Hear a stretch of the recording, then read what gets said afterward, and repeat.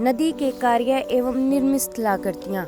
नदी का अर्थ बहते हुए जल का गुरुत्वाकर्षण के कारण ऊंचाई से निचले डालों की ओर एक निश्चित मार्ग में जलधारा के रूप में बहना नदी कहलाता है। नदी के कार्य। नदी के मुख्य 3 कार्य हैं: अपर्दन, परिवहन, निक्षेपण। नदी का अपर्दन कार्य। बहते समय नदी का जल एक संगत राशक की भांति अपनी तली और किनारों की चट्टानों को काटता छाटता और खुरचता रहता है। इसे नदी का अपर्दन कार्य कहते हैं। ये 3 रूपों में संपन्न होता है। जल गति क्रिया। चट्टानों के अपर्दन की इस विधि में नदी अपने वेग और दबाव के कारण मार्ग में पड़ने वाली चट्टानों के कणों को ढीला करके बहा ले जाती है, जिससे पेड़ उखड़कर जमीन से अलग हो जाते हैं। यह जल गति क्रिया कहलाती है। अपघर्षण। नदी अपने प्रवाह से सैल मलबे को तलहटी के साथ घसीटते हुए या स्वतंत्र रूप से बहा ले जाती है। यह चट्टानी टुकड़े औजार का कार्य करते हैं और अपने मार्ग में आने वाली धरातलीय चट्टानों को खुरचते हुए चलते हैं। इससे अपरदन बढ़ता है। अपरदन का यह रूप अपघर्षण कहलाता है। शनिघर्षण।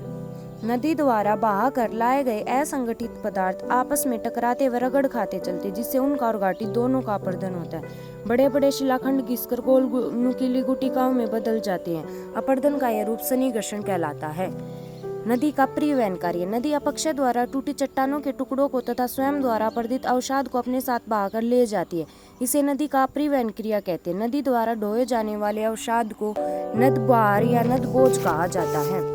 नदी का निक्षेपण कार्य। जब नदी अपने नदभार को और आगे नहीं ढो सकती तो वह उसका तली किनारे मुहाने पर निक्षेपण करना आरंभ कर देती है।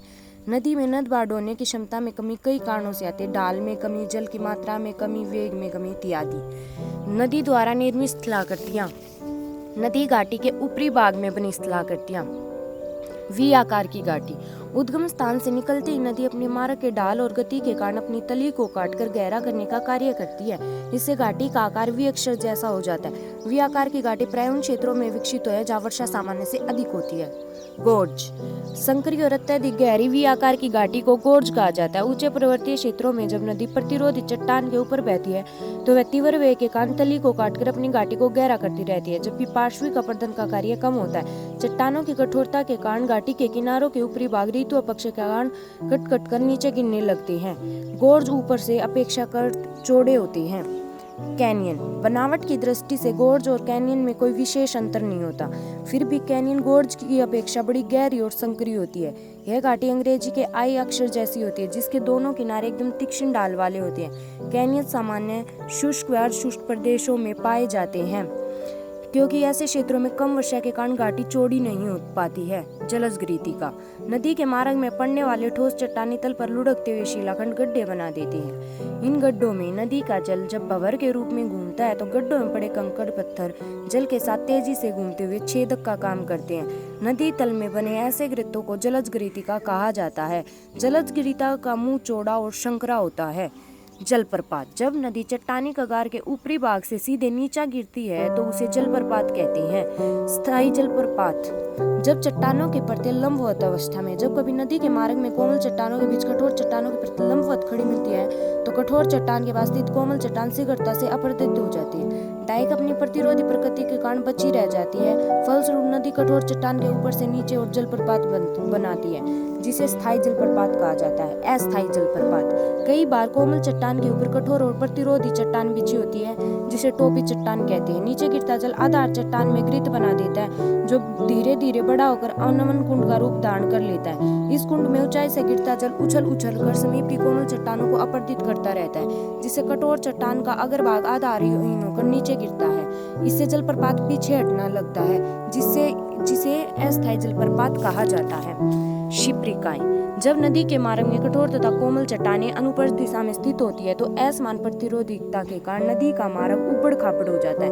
परिणाम स्वरूप ऊपर से बहता हुआ जल थोड़ी थोड़ी दूरी पर कूदता हुआ प्रतीत होता है, जिसे शिप्रिकाएं कहते हैं। शिप्रिकाओं के समूह को सोपानी जलप्रपात कहा जाता है। अंतर्ग्रथित पर्वत प्रक्षेप। नदी पर्वतीय भाग में घुमावदार मार्ग से बहती है। नदी की धारा एक पर्वत प्रक्षेप से दूसरी ओर मोड़ देता है। इस प्रकार नदी एक पर्वत प्रक्षेप से दूसरे से तीसरे पर्वत प्रक्षेप पर घूमती रहती है। नदी घाटी के मध्यवर्ती भाग में बनी स्थलाकृतियाँ। जलोढ़ पंखे और जलोढ़ शंकु।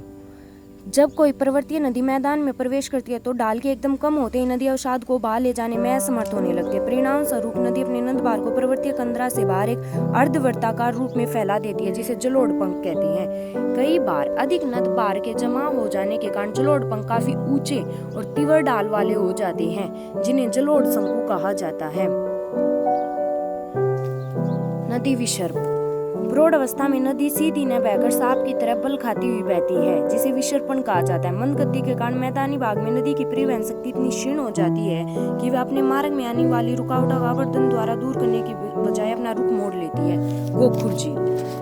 नदी के विसर्प जो बड़े होते हैं त्यों विसर्पों के सघन ढाल एक दूसरे के निकट आने लगते हैं। नदी थोड़ी सी दूरी करने के लिए कई गुना लंबा मार्ग तय करती है। बाढ़ आने पर नदी अपनी संकीर्ण गुरीवा को काटकर सीधी हो लेती है। विसर्पण मोड़ अलग छूट जाता है। कटे हुए विसर्प बालू मिट्टी से भर जाते हैं, जिसे गोखुर झील या छाड़न झील कहा जाता है।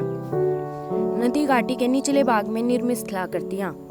गुम्फित नदी। निचले भाग में नदी बाढ़ को डोज पाने में असमर्थ होती है, अथवा अपने ही तल पर सात बहरे अवसाद का निक्षेपण करने लगती है। इसे नदी की धारा अवरुद्ध होने लगती है। परिणाम स्वरूप अनेक धाराओं में बंटने लगती है। यह धाराएं बालू से बनी अवरोधिकाओं द्वारा एक दूसरे से अलग होती है। अनेक जल धाराओं के फंदों से बनाती हुई ऐसी नदी को गुम्फित नदी कहा जाता है।